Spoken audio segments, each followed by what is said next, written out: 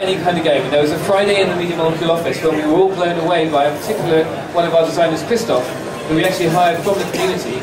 And he said, yeah, I've made a real-time strategy game. And we said, excuse me? We didn't even know that was possible, so we'll just go back to one player again. Thank you, whoever's on the pads. That's smart work. So over here we have the Commandant Sackboy. Let's go for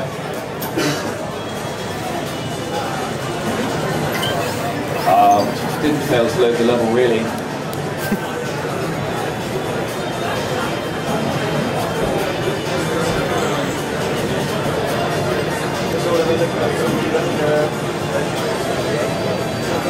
Come on. Yes. So this level demonstrates how powerful the tools are. We had no idea that this was even possible. That was actually in create mode. I'm going to go back into edit mode, and here you go. As an intro, welcome back. So this is a little cutscene showing off the new camera tools, and basically here I am with a little panda and driving a unit, and I have a cursor. I can select units. I can click here to create units. Let me just create some units and create another one, and I can select them, tell them to go places. Or I can select this guy as well, head off over here and tell it to fly over. I'll go on. Live demo failed. Ah, what am I doing wrong? Oh really? Okay, this is really the best demo I've ever done in my life. So can you play it or? Okay. But as you can see, when it works, people are able to make all kinds of games with any kind of user interface. And when you actually see how he created that, it's actually an incredible tour de force of very simple physical tools applied over and over again to create a new kind of gameplay inside LittleBigPlanet. Let's try the first part.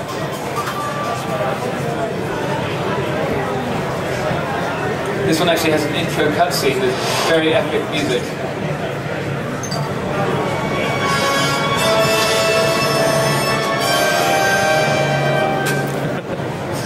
I love it. So, we lost some pieces of the spaceship and we have to rescue them. So, here we are at the beginning, and I'll see if it works better.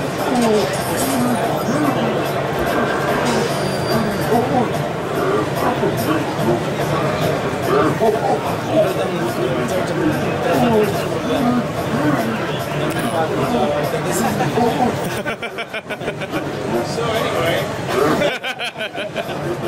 And the perils of using pre-alpha code on the show floor. I think that has actually died hard locked up, so the magical people behind are going to have to reset for me while I ad-lib some awesome new stuff. So what I'll show when it resets actually is I can show some of the create. If anyone has any particular questions in the audience while it reboots, I can show you anything you like from LittleBigPlanet 2 subject to that crash. So does anyone in the audience have anything you'd like me to cover or questions you have about LittleBigPlanet 2? We have a roving reporter with a mic. So anything you would like me to cover? Oh, I've got a question. In terms of kind of like LittleBigPlanet 1, it obviously had the 4 thin planes and 3 thick planes, so that you were able to create them this kind of platform game. But this, it seems to be a lot more kind of 3D based. So I mean, how does that figure in the create mode in the way that you can create these levels? It's a very good question. In fact, those layers were made because the game is backward compatible, and we wanted to keep that constraint, because what we found is sometimes people, especially those who don't think of themselves as particularly a creative type or whatever, let me just log in my pad here and get the game running. They can be sort of intimidated by having a blank piece of paper in front of them. You know, there's too much choice. So we've actually decided to keep the 3 thick planes and the 4 thin planes. But what actually happens is, when you want to make a top-down level, you just simply switch off gravity on a few objects, which is actually really easy to do, and maybe change the camera angle a little bit. But it's actually still the same view that you would normally have. But because you can now mount Sackboy, you get to climb into what's called the direct control seat and actually sit in a kind of top-down position. It looks like it's a top-down game. It's actually exactly the same as it was before. So if you've used LittleBigPlanet 1 Create tools, it's really familiar, really simple, and actually has very little knock-ons for you. So you'll be able to hit the ground running. And if you're new to the game, the tutorials, which are narrated by Stephen Fry once again, really bring you into the game and make it easy to use. So here we are again. I'm gonna be bold and just go into. Let me see if I've got the.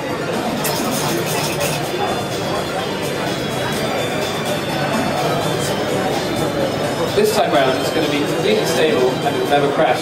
And interestingly, the creators in their 24-hour session had this exact build, so they had to contend with the same mess that you're witnessing today. Now, in LittleBigPlanet 1, there was a very, very common first level that people made. It was a car, and it's really simple. It's a block of wood, 2 rubber wheels, and a little switch. So when I grab that switch, it should allow me to drive the car around if I don't for you. This is why I should never be allowed to demonstrate. So if I put it that way, it goes that way. If I put it that way.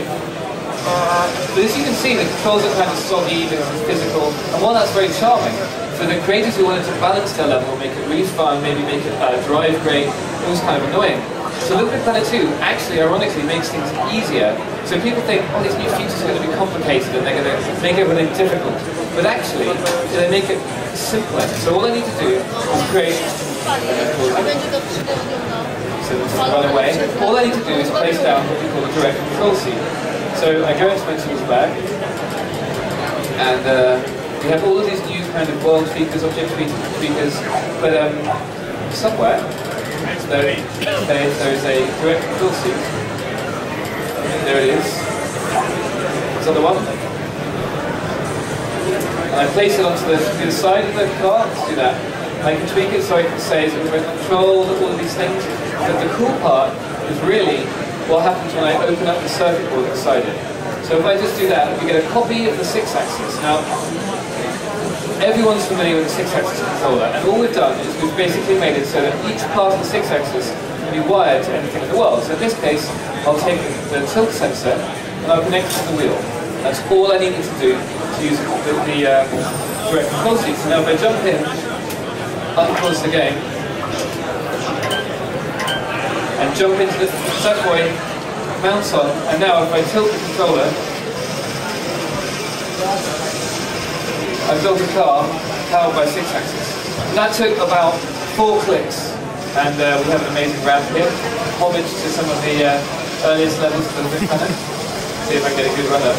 Wow, stunt racer. So, if I want to pop back into the front layer, I can choose different things. So just like in LittleBigPlanet, I have things like the sound object, so to give you an idea of how to make my game sound good as well. Where are my sound objects gone? So we're going to be organised again. Okay.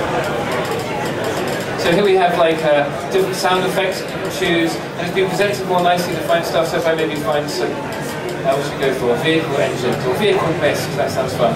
So I'll just stick one of those to my car, and I can choose what sound it is. So let's go for, I think a woo is good, and beautiful.